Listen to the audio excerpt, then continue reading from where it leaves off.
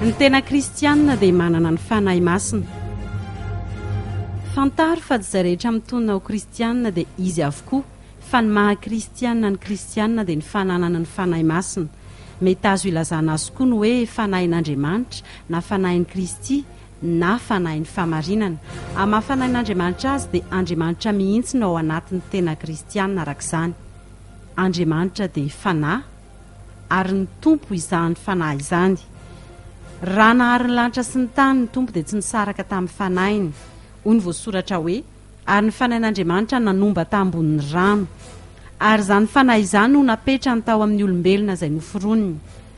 Voasoratra ihany koa hoe ary vovotany no namoronan'i Jehovah Andriamanitra ny olona ka no fofony fofinaina mahavelona ny vavorony dia tonga olombelona izy. Fa noho ny tafiditra ny fahotana dia tafasaraka tamin'Andriamanitra ny olona ka niaratsy dia noesorin'Andriamanitra tamina ny fanahiny. Ary hoy Jehovah tsy mba hanapaka mandrakariva ao amin'ny olona ny fanahiko fa amin'ny finiavany dia nofo izy. Na dia izany aza nefa dia niara nandeha tamin'ireo olom-boafidiny foan'Andriamanitra.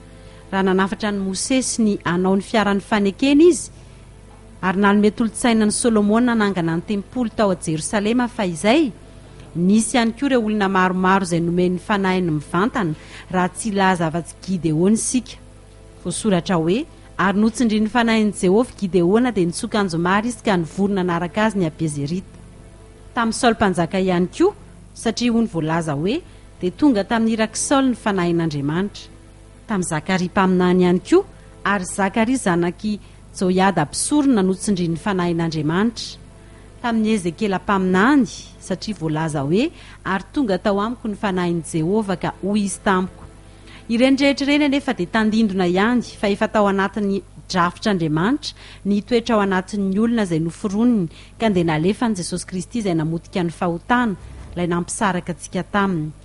Fa izay rehetra nandray azy dia nomeny hery ho tonga zanak'Andriamanitra dia izay mino ny anarany. Fa azo hery ianareo ny amin'ny latsahin'ny fanahy masina aminareo ary ho vavolombeloko any Jerosalema sy eran'ny Jodia sy Samaria ary hatramin'ny farany tany. Arak'izany dia marika ho an'ny kristianina ny fanahy masina. Eny, ao aminy koa ianareo rehefa niny no nasiana tombo-kase tamin'ny fanahy masina araka ny teny fikasana. Ary aza mampalahelo ny fanahy masin'Andriamanitra izay nanasiana tombo-kase ho anareo ao amin'ny andro fanavotana.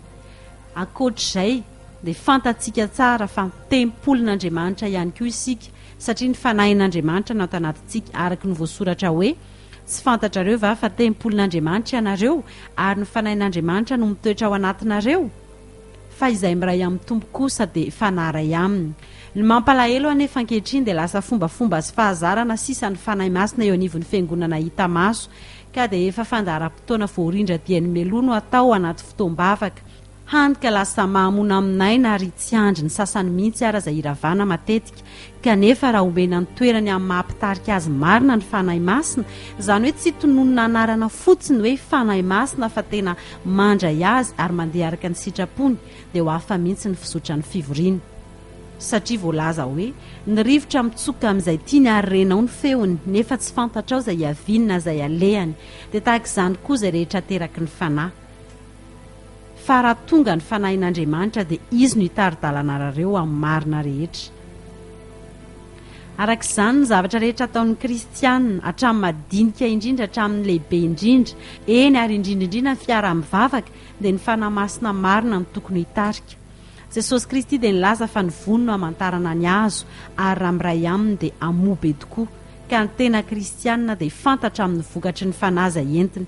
Izany hoe ny fananana ny fanahy masina dia tsy tononona fotsiny fa hita amin'ny fitondran-tena sy ny fihetsika araka ny voasoratra hoe fa ny vokatry ny fanahy kosa dia fitiavana, fifaliana, fiadanana, faharipo, famirampanahy, fanaova-tsoa, fahamarinana, fahalemem-panahy, fahononam-po, tsy misy lalàna manohatra izany.